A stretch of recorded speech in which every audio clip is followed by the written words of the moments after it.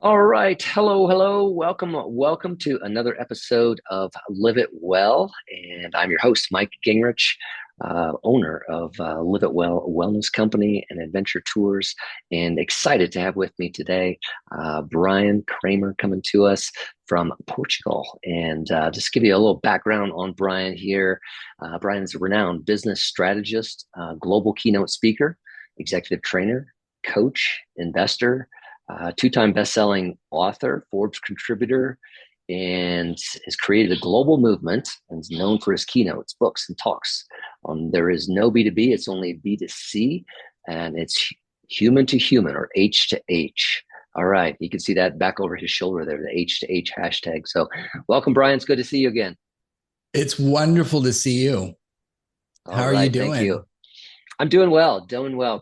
Coming to you from Quito here. It's a nice day in Quito, and got that mild weather. It's a far cry from the big snowstorms that came through the U.S. And I'm sure you're also sitting in a different spot in Portugal, far away from that cold.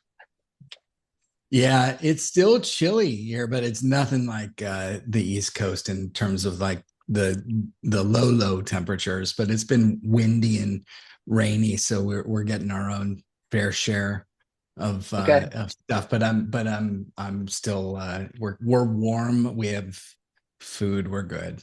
We're all good. Yeah, Yeah. yeah, absolutely. Very nice, very nice. Well, as we had talked about, I just love to have a conversation and about hearing the stories, hearing the experiences of what it means to live it well.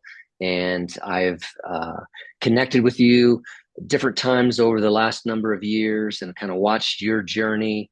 And I kind of remember you um, from a agency owner of Pure Matter, and that was in Silicon Valley area, California, and then you kind of first it was H to H, human to human, and then it was kind of moving to Portugal. So you made some significant life changes, or I think around that theme, right, of what it meant for you to live it well. Is that fair to say? Oh, totally. Yeah. Yeah, absolutely. Um, Man, so much has changed and settled down quite a bit. So it's a lot of good change. Yeah, Yeah.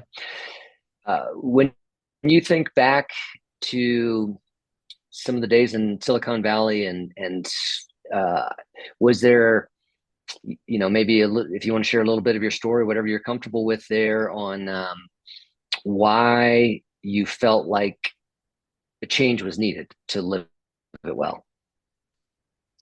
Um, Interesting. So everything that I came to know in Silicon Valley was very um how do I say this? It became very challenging for my nervous system, and a lot of what we were going through that I also see or I saw in my neighbors and my friends was you get up early in the morning and and go to work and then come back home at by early I mean like 5 a.m., 6 a.m. and get home at 7 to 9 p.m. and then maybe you see your kids or your family on Sundays. It's a very hardcore culture, and a lot of the things that I went through just really needed just a reprieve from that. It wasn't the same place that I was born into in San Jose back when it was fields and orchards. It was just a totally different dynamic.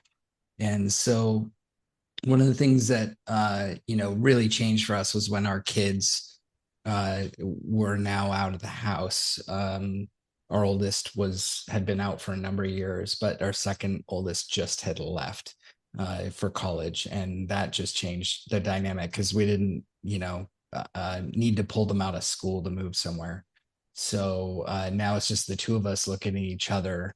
We're looking at everything that we built in San Jose, which was multiple businesses and networks and friends and all of that. But at the same time, we had this yearning almost to figure out like what does another place look like to live in and be in and all that. And I think it was something that I was ready for because also my parents had moved from San Jose. My brother was no longer there. A lot of people had moved away that I knew over the pandemic out of California. And so it just seemed like the right time to start exploring that.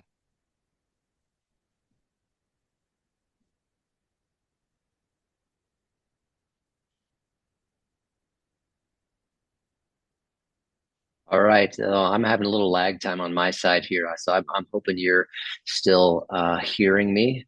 And I've I've appreciated your story and kind of what you're talking about. But the one thing that you said that kind of stood out to me was that maybe Silicon Valley was not nervous system friendly, and so that that term, nervous system regulation, dysregulation, is important to me and important in my life in the last few years. And uh, maybe you want to say a little bit more about that, like how did that kind of how did you come to that recognition, or what was it that said, or is it now looking back that you knew your nervous system was dysregulated? No, I knew it at the time. I had created my Okay. own burnout. I at previous years to that, I had been traveling 200 days a year, and we were running our agency, Pure Matter. We had about 30 employees and just a lot going on, plus the kids and everything else in life. And so basically just said uncle.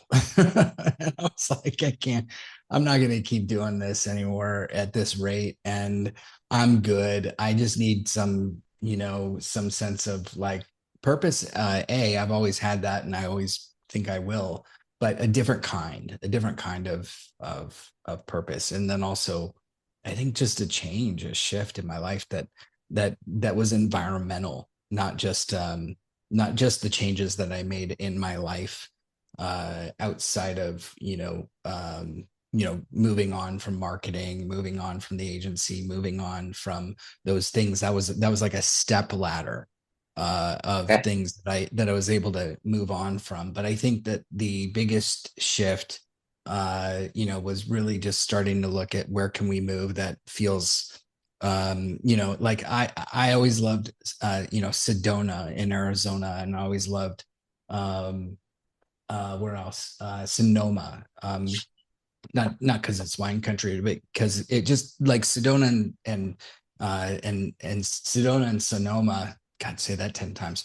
They both they both just give you that like immediate shoulder dropping experience, and you just feel it. I'm sure with where you're at now, Mike, you probably see that more. I'm making an assumption, but I would imagine you're seeing that more than you did maybe from where you came from. And so that changes, that shifts like, all kinds of things. But the biggest thing I noticed is that slowing down didn't mean I didn't get more or less done. It wasn't that kind of slowing down. It's Oof. not like Okay. you don't work harder. It's that you just you're able to still get through everything. I'm still able to probably do more today than I did when I was in San Jose. I'm certainly thriving more in a business sense. So nothing has changed in a downward.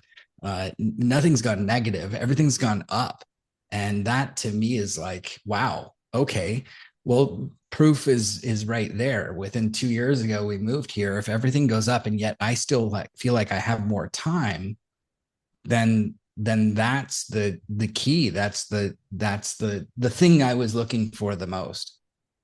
Okay. Okay. So, and you mentioned the word environmental.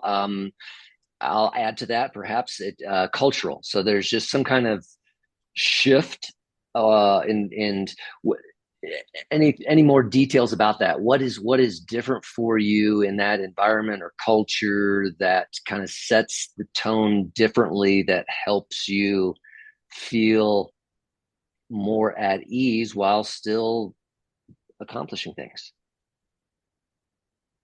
The culture is calm. Okay. It's just slow, and I don't mean slow like it's like they just there's a lot of of gosh, if you know, like if you even look at like the get trying to get your residence card here, it's it is not an overnight process. You think that DMV is hard, getting your license? That's one of those like hold my beer moments, because uh, there is a much longer process for things that happen here. Yeah. And in the first 3 months I was here, it was like stress was like eating at me, because I was like, why isn't this happening faster? And of course, our new Portuguese friends were like, well, it'll all work out. So just go with it and it'll happen. It just always works out here. So now, like, everyone just kind of looks at each other and they go, huh, Portugal. It just is. And you just kind of like settle into that thinking like, well, it's gonna happen. It's just not gonna happen on your timeline. It's gonna happen on their timeline. You don't have control over it, which is so similar to things in life, right? Like so that's just like it's kind of a a shift in mindset that you just don't realize. Like you're trying to push things so fast, and yet it really still is going to happen on its own time in a lot of ways. Yeah, yeah. So that whole concept of uh, push, and you perhaps yielded and stopped the push and allowed the timeline to just play out. Would you say that's accurate? Yeah, yeah, that's exactly right. Yeah, Yeah. Um, I now, think that that's very uh there are some things though that you still have to push. That doesn't alleviate all of it. It there's some things that like you need to get things turned in on time, or you need to meet a deadline. Those things are gonna always be there, but your ability to, I think, kind of just be present with it as it comes changes. And so then you're not as stressed out about yeah, what the daunting nature of the deadline. It just it just is what it is. yeah, yeah. One thing I noticed here in Quito, I'm curious if you feel or have noticed this the same, is that when I go for a walk, um, particularly when I get close to a park or something like that. But even in the middle of the day, so people in business attire, so they're obviously just out for lunch or something like that, but they're walking so much slower than I was accustomed to. Like I was just like blowing by people on my walks, and then I've stopped and I observed that, because I was just like, what is it that in me that is like point A to point B must get there, and they're just strolling, walking slower. Have you ever noticed that at all in Portugal at all, in Yeah, the walking, that there was a different speed? yeah, yeah, that's right. Yeah, it's the same. It sounds very familiar. There's not a rush. Walking, I will say Yeah. that. Yes, absolutely. Now, driving is a whole different experience. When you get on the highway here and All right. you're in the fast lane, you're not fast enough. Like they are two totally different people when they get behind the wheel. But I don't know if it's the same for you, but It's it go, go, go. Okay. walking for sure. Yeah.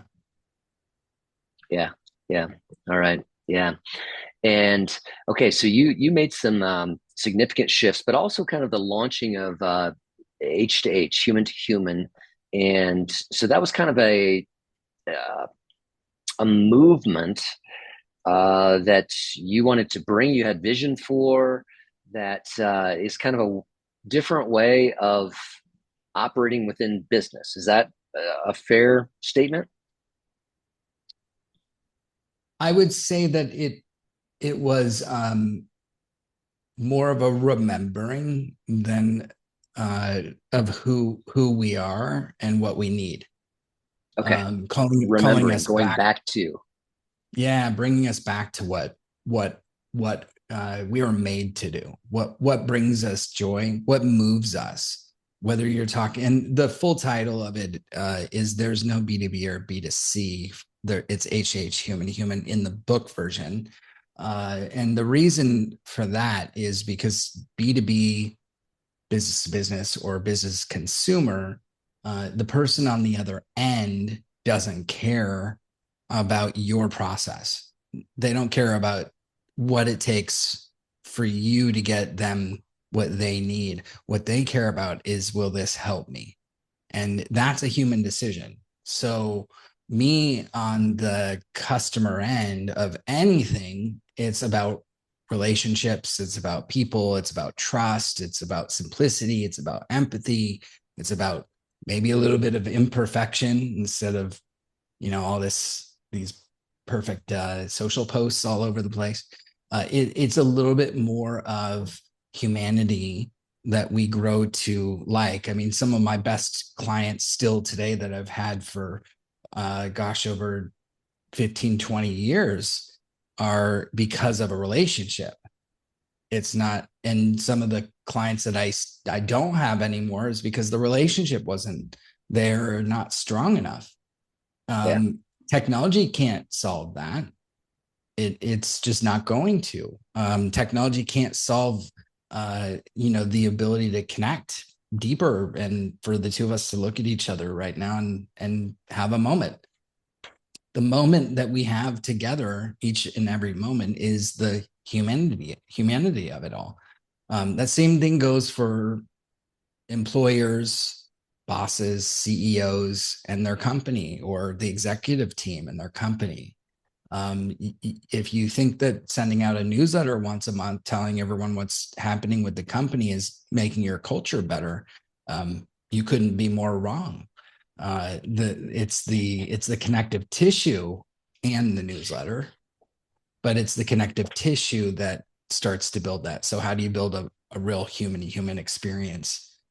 Not that a yeah, CEO in a large corporation can create that many individual experiences, but you can certainly start to figure out, like, where are the moments of truth, the real moments that are going to matter a little bit more than what you're doing now, and then start to really make some progress there. yeah, yeah. Uh, the concept of time, the concept of slowing down, uh, and the concept of what do I need right now. That's something that you have shared with me and had a profound impact on my life. So, uh, coming up on 2 years ago, when we had some conversations. I was fresh off of divorce and um, a business failing and really struggling.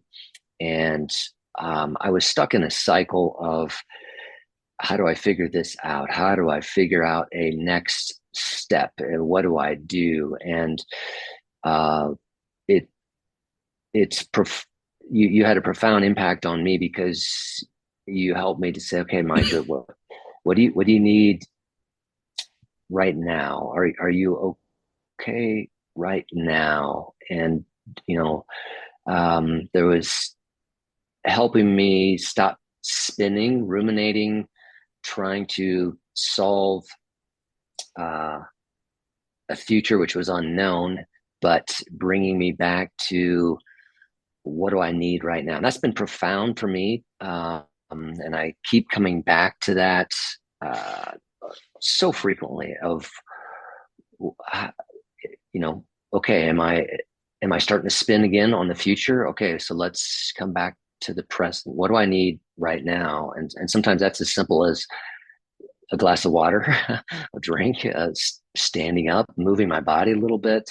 Um, but for me, you've had a deep impact through those conversations that has stayed with me in helping me understand that I have the present, and I don't know what tomorrow will be, and I can't change the past.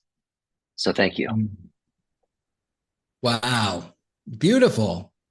Beautiful. I'm so I remember that. And I remember you know how I remember thinking I understand. I've been there. I know how you feel.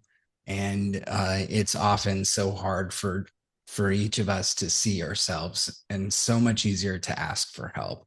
Well, I shouldn't say that. It's so much better when we ask for help. It's not easier.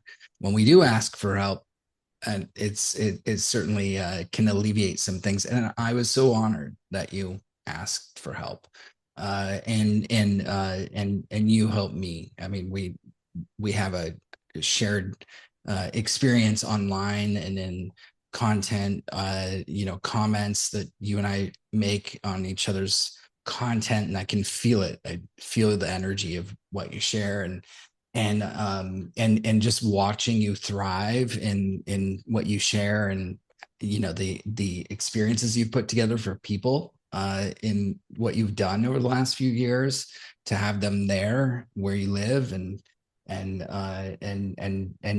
do some of what you learned in getting whole with their body and creating and being present. It's beautiful. So to see it all play out is just such a gift. Thank you. Yeah, yeah, thank you. Yeah.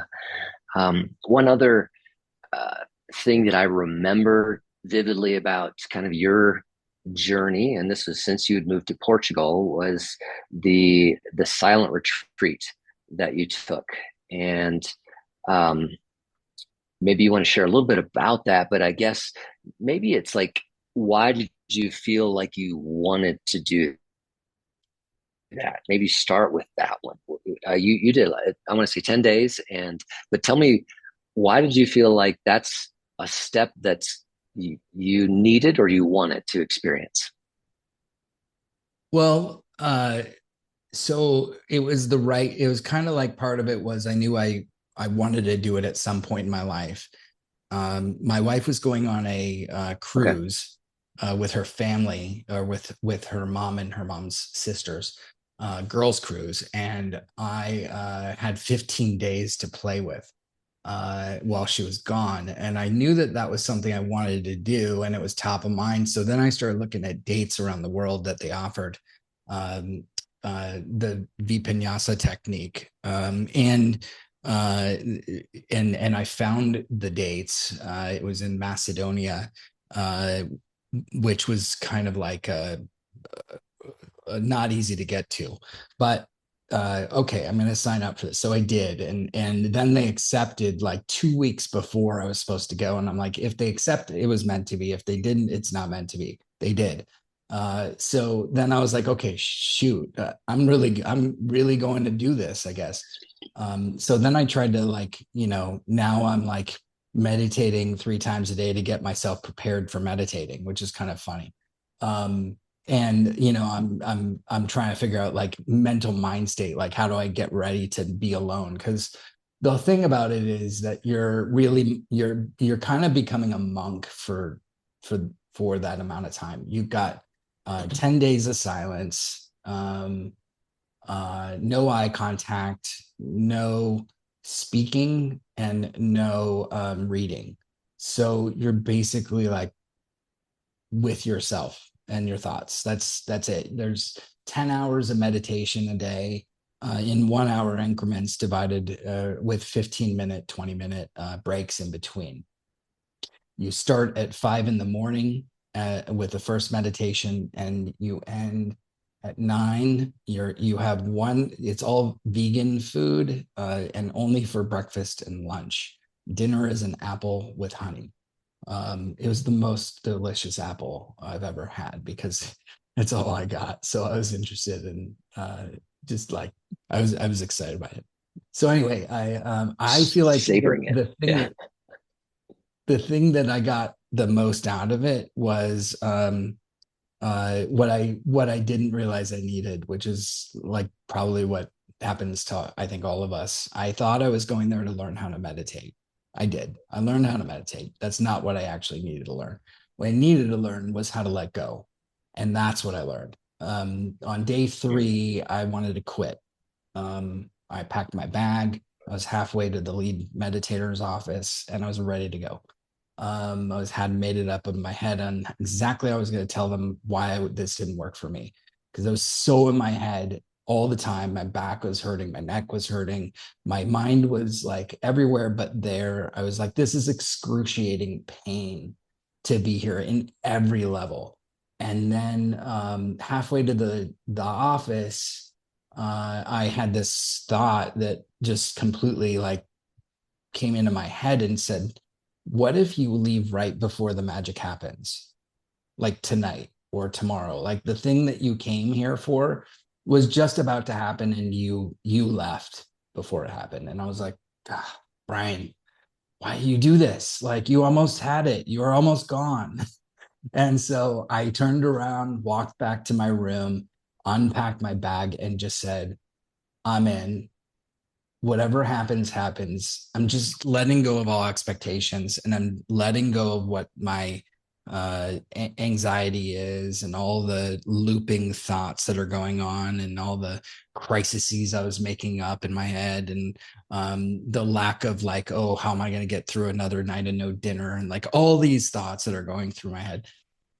And then the next day in meditation 6 hour 6, I had the most incredible experience, and it was so life changing in that hour. I was floating. I was like euphoric. I was like feeling almost a little bit high, without any drugs. Just my mind was high, and I felt like this was so cool. And the rest of the time, the next what was it, 6 days, became an incredible like mind journey of releasing and letting go, simply by just beginning again each time, instead of trying to force it. I just began again at every hour of every meditation, which is ironically the only words that are spoken at the beginning of each meditation. It's begin again. Let's begin again.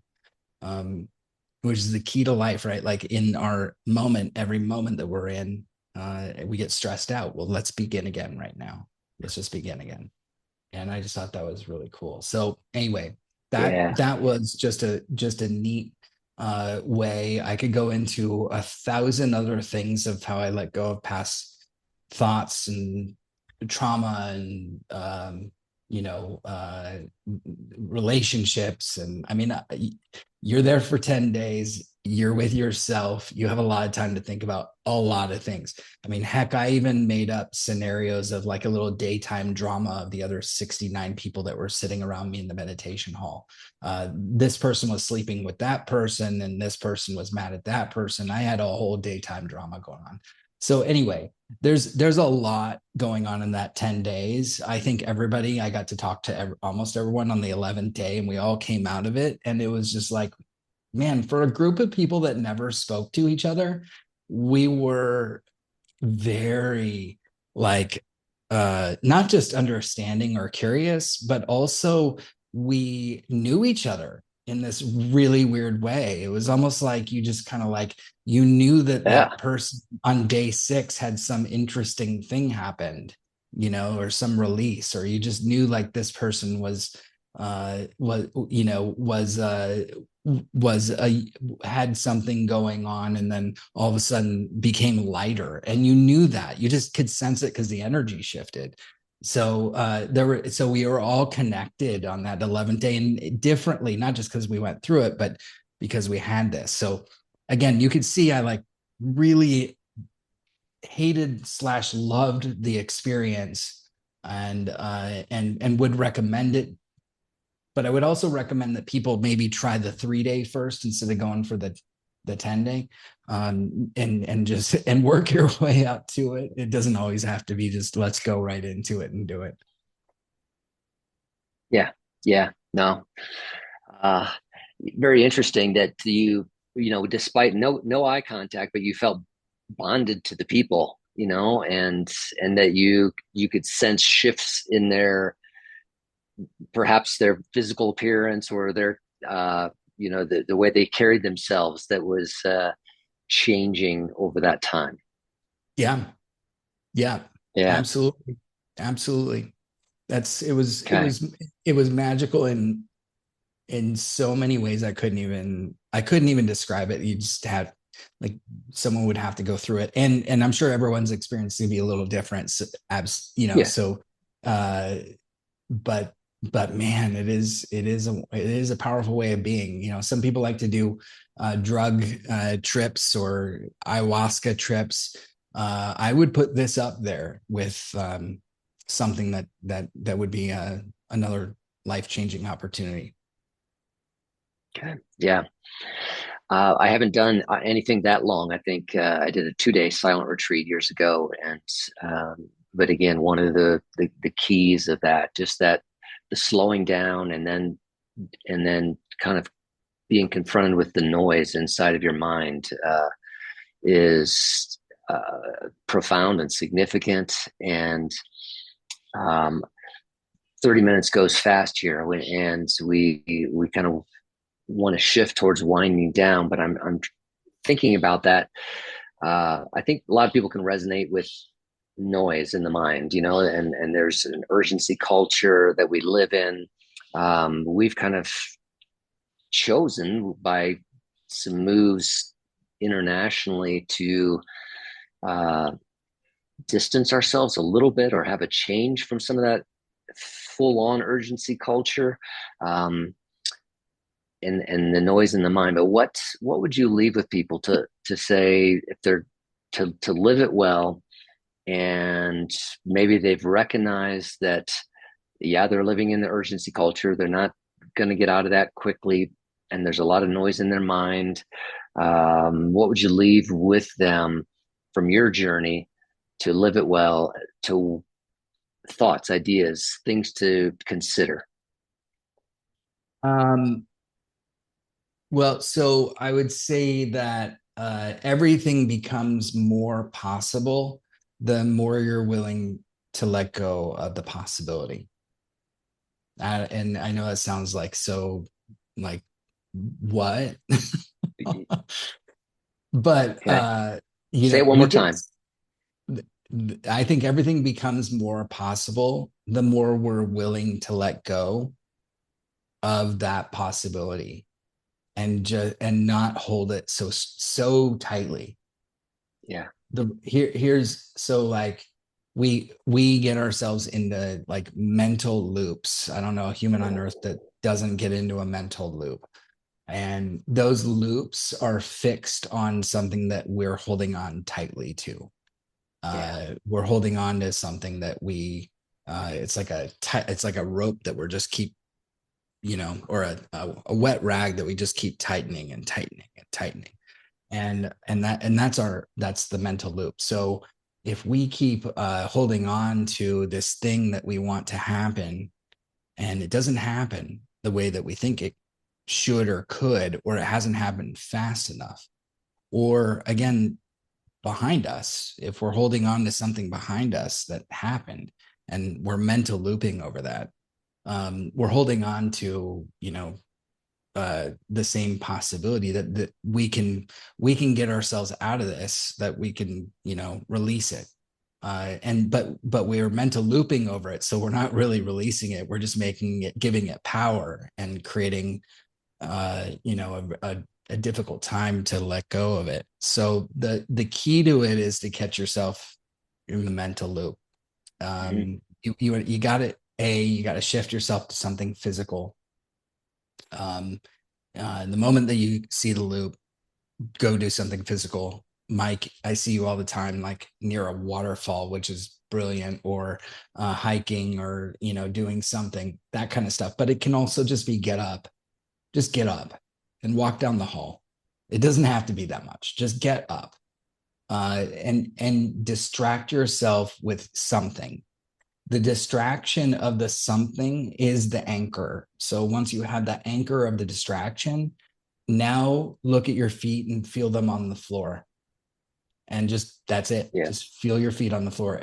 And then lock in on three different sounds in the world, in the room, anywhere. And now do one small thing. When you do those four things, you're out of the mental loop, and you're no longer fixed on the big goal, the big thing, the tightening of the rag in your head. And you can start to just be where you were at. And the more you can do that, the more you're actually going to get the thing you hope for. You're not going to be Yeah. so focused on it, and that thing's going to happen faster. You're going to get it in a different way you thought, maybe, but it's going to happen in an even better way than you thought. So, not focusing on it, letting go, and following these four steps will get you the very thing you want to get. Yeah. Yes. Beautiful. Yes. Thank you. Thank you for that. The essence of life is change and flow, and not holding. Right. Yeah.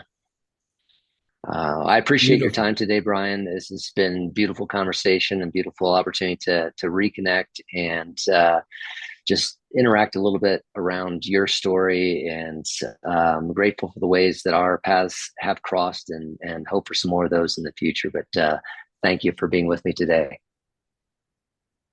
Cheers, brother. It's an honor. Appreciate you. All right. Okay. Take care.